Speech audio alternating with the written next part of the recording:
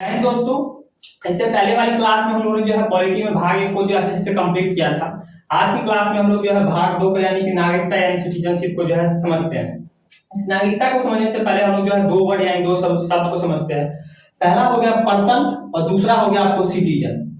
Person कहने का मतलब ये हुआ कि दुनिया का कोई भी व्यक्ति जो भारत में घूमने आता है, फिरने आता है, ऐश करने, मौज करने या टूरिज्म के वास्ते आता है, उसको हम लोग जो है पर्सन कहेंगे। और सिटीजन कहने का मतलब ये हो गया जिसको भारत सरकार जो कुछ विशेष सुविधा देती है उसको सिटीजन कहेंगे।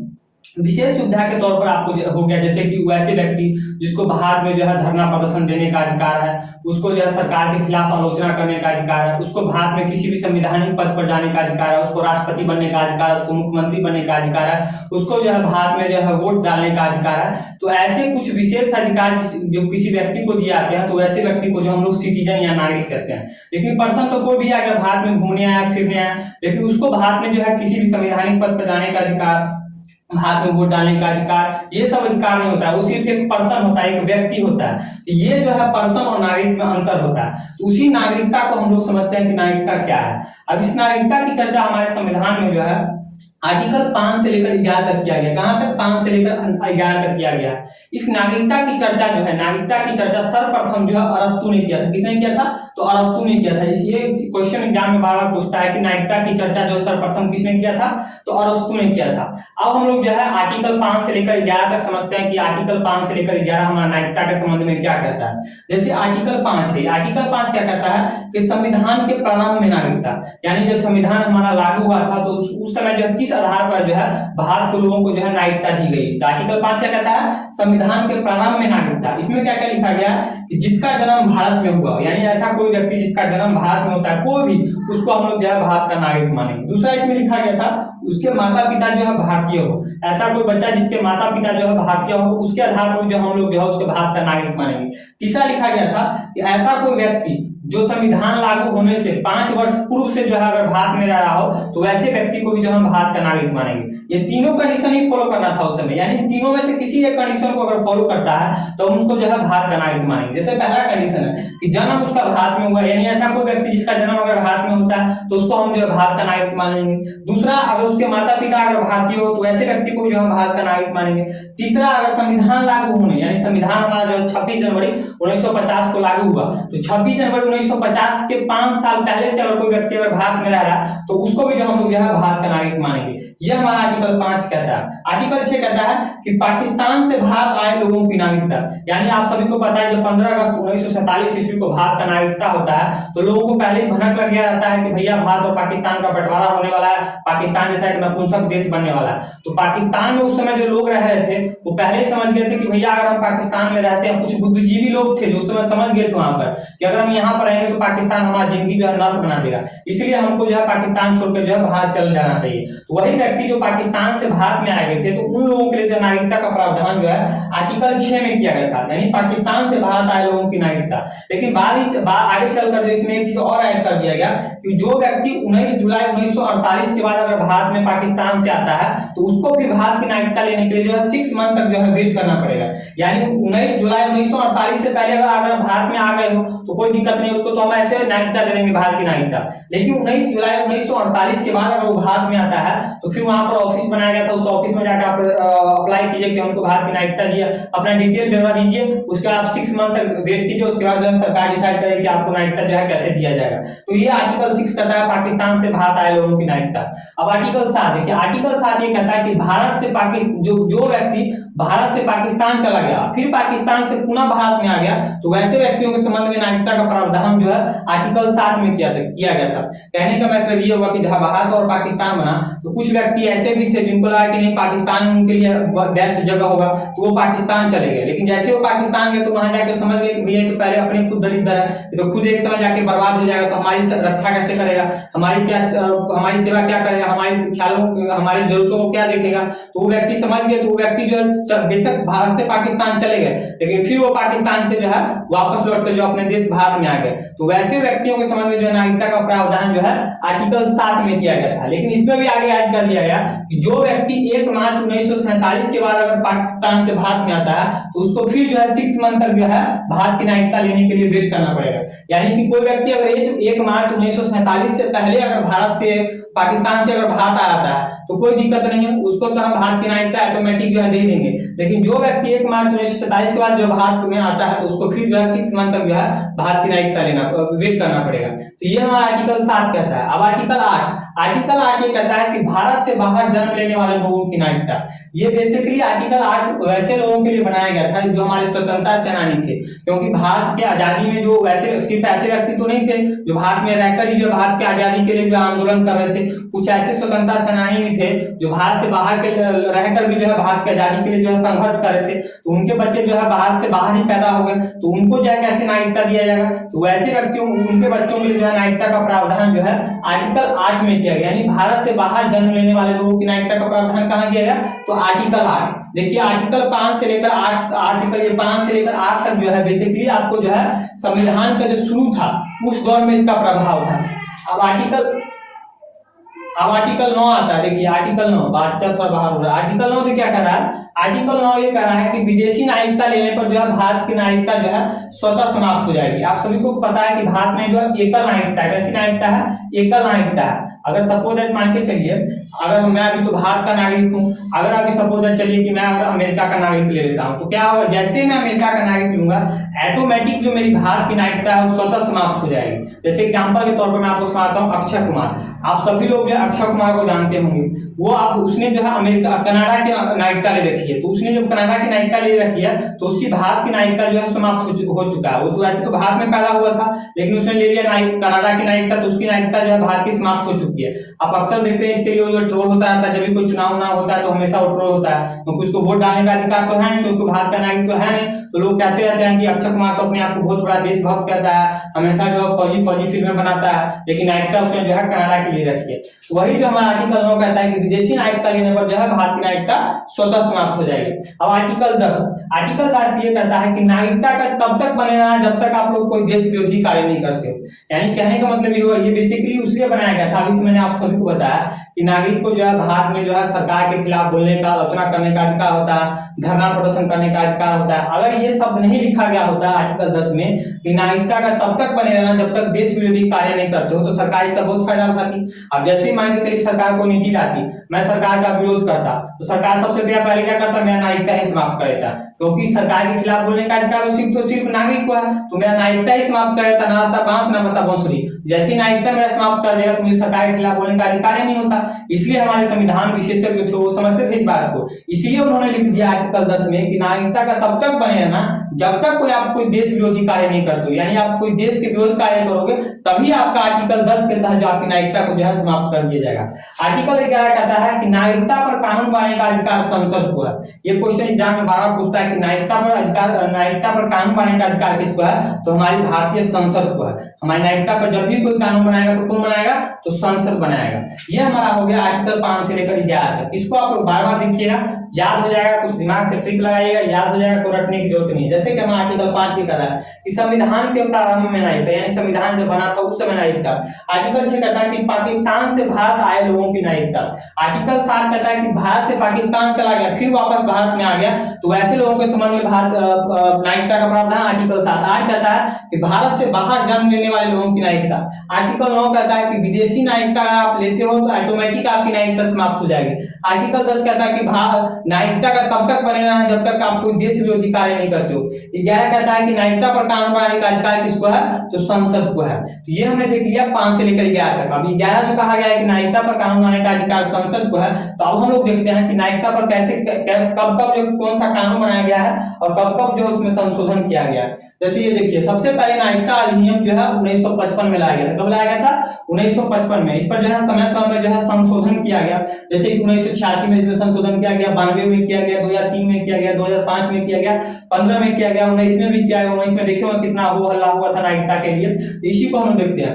अब भारत में जो है 5 आधार पर जो है किसी व्यक्ति को नागरिकता दिया जाता है। कितने पर? यानी 1955 में जब नागरिकता पर जब संसद ने कानून बनाया तो संसद ने डिसाइड किया कि ना हम जो है किसी व्यक्ति को जो है 5 आधार पर उसको जो है भारत का नागरिक मानेंगे। तो उसी 5 आधार कौन कौन सा उसको देखते हैं। जैसे पहला है, इसको थोड़ा नीचे आ जाऊंगा, पहला है जन्म के आधार पर। पहला है जन्म के आधार पर। इसमें यह कहा था कि ऐसा ये लिखा गया था कि ऐसा कोई व्यक्ति जिसका जन्म जो है भारत में हुआ हो तो उसको जो है हम भारत का नागरिक मानेंगे। ऐसा कोई व्यक्ति जिसका जन्म जो है भारत में हुआ उसको हम भारत का नागरिक मानेंगे। तो ऐसे में क्या हो गया कि आप तो भाई कोई बाहर में घूमने आया है, फिरने आया है टूरिज्म के वास्ते, कोई यूपी में ताजमहल देखने आया है, उसका बच्चा कोई डिलीवरी लड़की आई है और उसका बच्चा भारत में हो गया तो उस बच्चे को हम भारत का नागरिक मानेंगे। तो बड़ा जो है दिक्कत वाला बात हो गया। तो फिर इसलिए सरकार को नजर खुला।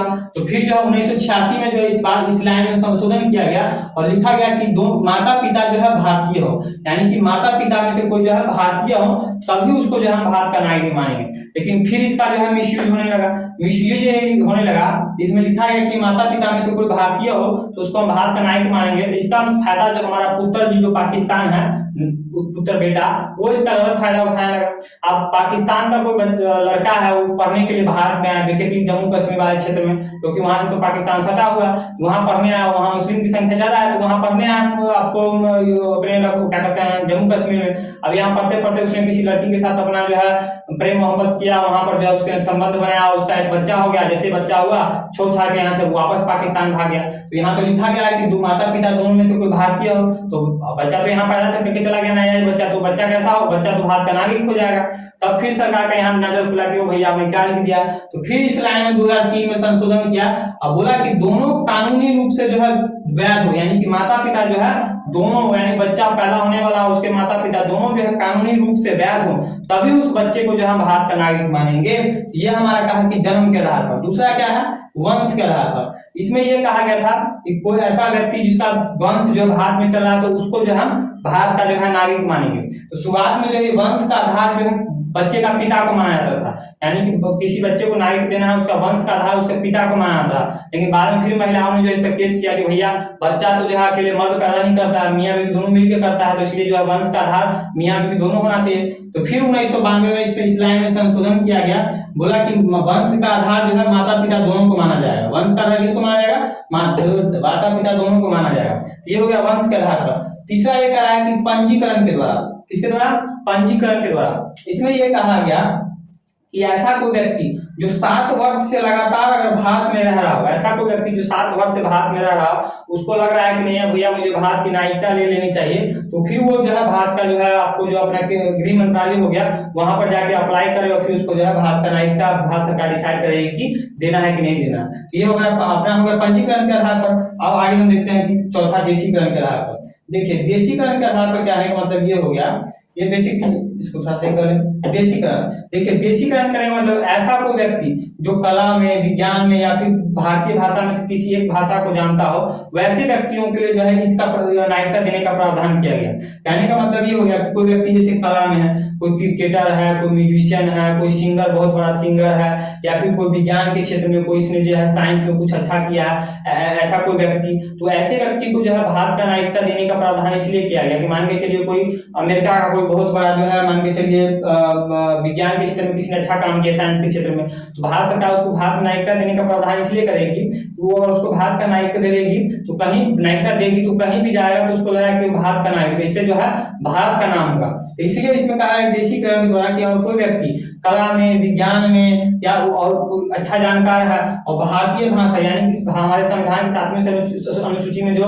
22 भाषा दर्ज है, हिंदी हो गया, चाहे आपको पंजाबी हो गया, चाहे सिंधी हो गया, यानी 22 भाषाओं में से किसी एक भाषा को जानता हो और 10 वर्ष से लगातार भारत में रह रहा हो, तो उसको जो है भारत का नागरिक जो है, भारत का नागरिक बनने मतलब मानने के लिए जो है वो अप्लाई कर सकता है, उसको हम भारत का नागरिक मानेंगे। ये हो गया देशीकरण के आधार पर। 5वां हो गया क्षेत्र समाविष्टि के द्वारा। किसके द्वारा, क्षेत्र समाविष्टि के द्वारा, यानी ऐसा कोई क्षेत्र, ऐसा कोई विदेशी क्षेत्र जिसको हम लोग जो है भारत में मिला लेते हैं, तो वहां जो क्षेत्र में जो नागरिक रह रहे होंगे उसको भी तो हम भारत का नागरिक मानेंगे ना। तो ऐसे व्यक्तियों के संबंध में प्रावधान जो है क्षेत्र समाविष्टि के द्वारा ऐसे व्यक्ति को नागरिकता दिया जाएगा। एग्जाम्पल के तौर पर हो गया सिक्किम। कौन सिक्किम? अब सिक्किम को जो है 16 मई 1975 को हमने जो है भारत में मिला लिया, तो वहां के लोगों को जो किस आधार पर नागरिकता दिया गया? क्षेत्र समाविष्टि के आधार पर। तो नागरिकता लेने के कितने तरीके हैं? आपको 5 तरीके हैं। भारत सरकार कितने आधार पर भारत के किसी व्यक्ति को नागरिकता देती है? 5 आधार पर, जैसे जन्म के आधार पर, वंश के आधार पर, पंजीकरण के आधार पर, देशीकरण के आधार पर और क्षेत्र समाविष्टि के आधार पर। तो ये हो गया नागरिकता लेने का प्रावधान। अब जो है नागरिकता समाप्ति के भी कुछ तरीके हैं। कोई चीज को देते हैं तो ले भी सकते हैं। तो आपको नागरिकता समाप्त होने के 3 तरीके हैं। कितने तरीके हैं? तो 3 तरीके हैं। 3 तरीकों को थोड़ा नीचे कर ले, आओ भैया नीचे आ जाओ। देखिए नागरिकता समाप्ति के जो है 3 तरीके हैं। कितने? 3 तरीके। जैसे पहला है त्याग द्वारा। ऐसा कोई व्यक्ति जो खुद से त्याग कर दे भारत की नागरिकता, जैसे कि मैं भारत का नागरिक हूँ, अब मैं खुद ही अनाउंस कर दी भैया मैं भारत का नागरिक नहीं हूँ, मुझे भारत का नागरिक नहीं चाहिए, भारत का नागरिकता नहीं चाहिए, खुद त्याग करता हूं, यानी खुद से त्याग कर दिया तो भारत का नागरिकता समाप्त हो गया। दूसरा हो गया बर्खास्तगी द्वारा। किसके द्वारा? बर्खास्तगी के द्वारा। अब जैसे चलिए कि मैं अगर विदेश का नागरिकता ले लेता हूं, जैसे विदेश का किसी कनाडा का नागरिकता ले लेता हूं, तो भारत सरकार क्या करेगी? मुझे भारत की नागरिकता से जो है बर्खास्त कर देगी। भागो यहाँ से, तुम जो है कनाडा की नागरिकता ले लिया, तो भारत सरकार हमको जो है बर्खास्त कर देगी। तीसरा हो गया वंचित के द्वारा। वंचित के क्या है? अब जैसे कि मैं कोई देश विरोधी कार्य करता हूँ, ऐसा मान के चलिए आप किसी भारत से चाहे किसी विदेशी राज्य का किसी विदेशी देश का भारत से युद्ध होता है, पाकिस्तानी का चाहे चाइना का युद्ध, एक दोनों जो है जो परेशान करके रखा हुआ, तो इस दोनों से अगर युद्ध होता है, अब मैं कोई देश का डाटा है जो पाकिस्तान या चीन से लीक करता हूं, तो मैं देश विरोधी कार्य करूंगा, तो भारत सरकार क्या करेगी? मेरी नागरिकता ही समाप्त कर देगी और उनको भारत से निकाल के फेंक देगी। तो नागरिकता समाप्ति के कितने तरीके? 3 तरीके। कौन कौन सा? त्याग द्वारा, बर्खास्तगी द्वारा और वंचित द्वारा। तो ये हमने देखा नागरिकता प्राप्ति के किस आधार पर नागरिकता दिया जाता है और किस आधार पर नागरिकता छीना जाता है, ये देख लिया। अब ये समझिए एनआरआई कहने का मतलब इसका फुल फॉर्म होता है नॉन रेसिडेंट इंडियंस। इसको हिंदी में कहते हैं अनिवासी भारतीय। कहने का मतलब ये हो गया, जैसे कोई व्यक्ति है, जैसे मैं ही व्यक्ति हूँ, अब मैं 2-3 महीने या 4 महीने के लिए बाहर से बाहर कहीं घूमने गया, यूरोप में चला गया, यूरोप के किसी कंट्री में, या फिर अभी अरब का बहुत कल्चर चला हुआ है, लोग अरब में खूब घूमने जाते हैं, अरब के किसी कंट्री में घूमने चला गया, ये तो अलग बात हो गया। लेकिन मैं चलिए अब बाहर से अब लगातार 6 महीने से बाहर जो है काम करने के लिए चला गया अरब के किसी देश में, तो अरब के देश में कहीं पर काम करने के लिए चला गया, 6 महीने से ज्यादा से बाहर वहां पर रह रहा हूँ, तो भारत सरकार क्या करेगी? मुझको जो है एनआरआई कार्ड इशू करेगी। क्या इशू करेगी? एनआरआई यानी नॉन रेसिडेंट इंडियंस, इसको कहते हैं हिंदी में अनिवासी भारतीय। क्या कहती है? अनिवासी भारतीय। यानी मैं 6 महीने से लगातार भारत से बाहर रह रहा हूँ, भारत में काम कर रहा हूँ, तो भारत सरकार मुझे कैसा कार्ड देगी? एनआरआई। कैसे कार्ड? एनआरआई। अब ऐसा नहीं है कि मुझे एनआरआई कार्ड मिल जाएगा तो मुझे जो बाकी सुविधा मिलती है जो नागरिक को जो मिलता है भारत के नागरिक को, वो सब बंद हो जाएगा, ऐसा नहीं। मुझे भी जो है भारत में जो है वोट डालने का अधिकार होगा, मुझे भी भारत में जो है किसी भी संवैधानिक पद पर जाने का, मुझे मुख्यमंत्री बनने का अधिकार होगा, मुझे भी राष्ट्रपति बनने का अधिकार होगा, मुझे सब कुछ होगा। और सबसे पहले प्लस पॉइंट क्या होता है कि जिस व्यक्ति को एनआरआई कार्ड मिल जाता है उसको जो है भारत में जो है टैक्स फ्री होता है, यानी उसके वेतन पे जो है टैक्स कोई टैक्स नहीं लगता है। टैक्स क्यों नहीं लगता है? क्योंकि किसी विदेश में चला गया, विदेश में वहां पर जाके कमा रहा है, वहां कमा के जो है भारत में पैसे भेजा, क्योंकि उसके बीवी बच्चे भारत में रहेंगे, तो रह तो रहा है भारत में, विदेश से बाहर, वहीं पर खा रहा, वहीं पर पी रहा, वहीं पर सो रहा, वहां का संसाधनों का उपयोग कर रहा, लेकिन कमा के पैसा कहाँ भेजा? तो भारत में भेजा। तो भारत सरकार भी ऐसे व्यक्ति को विशेष सुविधा देती है, उनके पैसे पर कोई टैक्स नहीं लेती। इसलिए आप देखते हैं कोई व्यक्ति अगर अरब कंट्री में चला गया, बेसिकली मुस्लिम लोग ज्यादा अरब में जाते हैं, तो लोग खूब पैसा छाप के जो भारत में आता है, एकदम बिल्डिंग पीट पाट के एकदम फिर से चला जाता है, क्योंकि पैसा पर टैक्स लगता ही नहीं वेतन पे। तो ये हमने समझ लिया एनआरआई को। अब समझते हैं पीआईओ। क्या? पीआईओ कहने का मतलब हो गया पर्सन ऑफ इंडियन ओरिजिन। इसको हिंदी में कहते हैं भारतीय मूल के व्यक्ति। अब देखिए कहने का मतलब ये हो गया कि जैसे कि मेरे को मान के चलिए मैं कुछ ही क्षेत्र में बहुत ही मान के चलिए इंजीनियर हूँ, तो इंजीनियर तो मैं देखूंगा कि भारत में मुझे जो है कुछ खास प्रॉफिट हो नहीं रहा है, भारत सरकार पैसा दे नहीं रही है, तो मैं क्या करूंगा? मैं अमेरिका चला जाऊंगा, अमेरिका जो है किसी गूगल कंपनी को पकड़ लूंगा, मुझे वहां से एकदम खूब वेतन उत्तर मिलेगा। अब जैसे वेतन उत्तर मिलेगा तो मैं क्या सोचूंगा कि मैं अमेरिका में सेटल हो जाऊँ, मैं अमेरिका की नागरिकता ले लूँ, तो मैं अमेरिका की नागरिकता ले लूंगा, वहां पर खूब वहां के मेरा वर्ल्ड में खूब नाम, एकदम जैसे कि सुंदर पिचाई, मेरा वर्ल्ड में जो है खूब नाम हो जाएगा, मैं खूब अरबपति बन जाऊंगा। तो भारत सरकार देखेगी अरे भाई तो भारत से छोड़कर भाग गया, लेकिन व्यक्ति तो बहुत काम का है, इससे भारत का मान सम्मान भी बढ़ेगा, अगर ये भारत में आता है तो कुछ दान दक्षिणा भी देके जाएगा, भारत में विकास भी करेगा। तो भारत सरकार ने क्या सोचा? तो भारत सरकार ऐसे व्यक्ति को जो है पीआईओ कार्ड देता है, यानी पर्सन ऑफ इंडियन ओरिजिन, भारतीय मूल के व्यक्ति। इसलिए इसलिए ऐसा कहा जाता है, मान के चलिए मैं तो चल तो जाऊंगा बेशक बाहर अमेरिका में काम करूंगा, वहां की नागरिकता ले लूंगा, लेकिन हमेशा मेरे मन में लगाव रहे कि भैया मैं भारत में पैदा हुआ हूँ, भारत मेरी जन्मभूमि है, मेरे पूर्वज जो है भारत से थे, बेशक मैं अमेरिका की नागरिकता ले लूंगा, लेकिन मेरे मन में हमेशा ही रहेगा कि मैं भारत में जाऊं, वहां कुछ अच्छा करूं, भारत के गरीबी को जो है दूर करने के लिए कुछ अच्छा प्रयास करूं। तो इसलिए भारत सरकार भी ऐसे व्यक्ति को जो है पीआईओ कार्ड देती है, पर्सन ऑफ इंडियन ओरिजिन।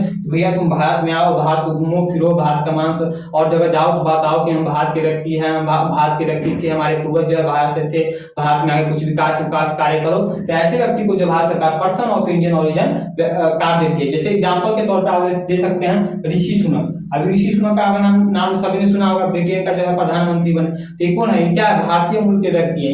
इनके जो आपको जो दादाजी थे वो आपको भारत के नागरिक थे, लेकिन वो भारत को छोड़कर जो है ब्रिटेन में चले गए, वहां की नागरिकता ले लिए। तो ऋषि सुनक क्या हो गया? भारतीय मूल के व्यक्ति। दूसरा आप समय जो है कल्पना चावला का नाम सुना होगा, इसको बोलते हैं कि भारतीय मूल के व्यक्ति। इसी को कहा जाता है पीआईओ। लेकिन इस पीआईओ में पहले क्या व्यवस्था था? पहले क्या था? ये व्यक्ति भारत में आता है तो भारत में आकर जो है 6 मंथ तक जो है आराम से घूमे फिरे, इसको कोई दिक्कत नहीं है। यानी 6 मंथ तक घूमे फिरे, इसको कोई दिक्कत नहीं है। लेकिन 6 मंथ जैसे ही पूरा हो गया तो भारत में उस समय एक संस्था थी, पहले संस्था हुआ करती थी जिसका नाम था एफआरआरओ।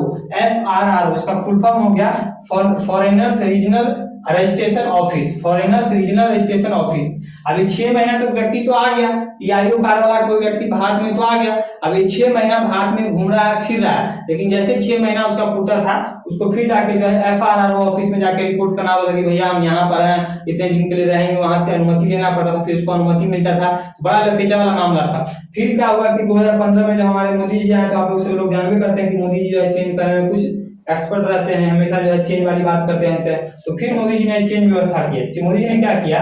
इसको समाप्त कर दिया। इस व्यवस्था को एफआरआरओ वाला व्यवस्था था, इसको बोला हटाओ, और इसकी जगह लाया ओसीआई। क्या लाया? ओसीआई का मतलब हो गया overseas citizenship Indian. Overseas citizenship Indian में क्या किया गया?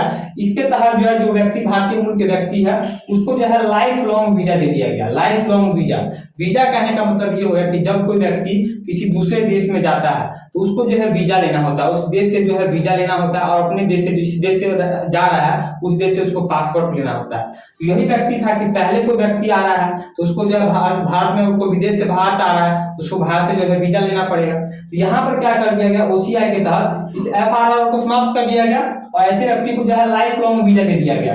मतलब पीआईओ वाला जो व्यक्ति है उसको बोला कि लाइफ लॉन्ग वीजा, तुमको हमेशा के लिए भारत का वीजा मिला है, जब मनाओ जब तुमको बार बार वीजा बनाने की कोई जरूरत नहीं, एक बार तुमको हम लाइफ लॉन्ग वीजा दे दिए। लेकिन इसमें क्या किया गया? इसमें बांग्लादेश और पाकिस्तान के जो नागरिक थे वैसे वाले वहां के व्यक्तियों को जो है इस व्यवस्था से जो है बाहर रखा गया, ओसीआई व्यवस्था से जो है बाहर रखा गया, क्योंकि पाकिस्तान और बांग्लादेश में जो कुछ आतंकवादी संगठन, इसलिए उसको जो है इस व्यवस्था से जो है भारत में रह रहा है। अब ऐसे व्यक्ति जिसको ओसीआई वाला व्यवस्था मिला हुआ है, ऐसा कोई व्यक्ति अगर लगातार जो है भारत में जो है मतलब भारत का चाहता है कि हम भारत में रहे, भारत में आया है, भारत की नागरिकता लेना चाहता है, तो आपको जो है गृह मंत्रालय में जाता है और अपना जो है अप्लाई नागरिकता के लिए अप्लाई करता है, और अप्लाई करने के बाद अगर 5 वर्ष तक वो भारत में आता है तो उसको जो है भारत की नागरिकता मिल जाती है। बात समझ गए? ये था कुछ व्यवस्था, आपको जो एक्स्ट्रा पॉइंट सब जो मैंने आपको बता दिया, क्योंकि ये सभी जो है कभी कभी एग्जाम में समझ लेता है। ये हमारा आर्टिकल भाग 2 समाप्त हो गया। आर्टिकल आपको जो है 5 से लेकर 11 तक मैंने आपको समझा दिया। उसके बाद जो है आपको नागरिकता जो है कितने प्रकार से मिलता है, नागरिकता कितने प्रकार से जाता है, ये सब मैंने समझा दिया। तो भाग 2 अपना आज पूरा कंप्लीट हो गया। आप लोग अच्छे से इसको देखिएगा, बिल्कुल समझ में आएगा। क्वेश्चन एग्जाम में एक ना एक से जरूर पूछता है। तो आज के लिए इतना ही, मिलते हैं पॉलिटी वाले नेक्स्ट क्लास में भाग 3 में फंडामेंटल राइट में। तब तक के लिए जय हिंद।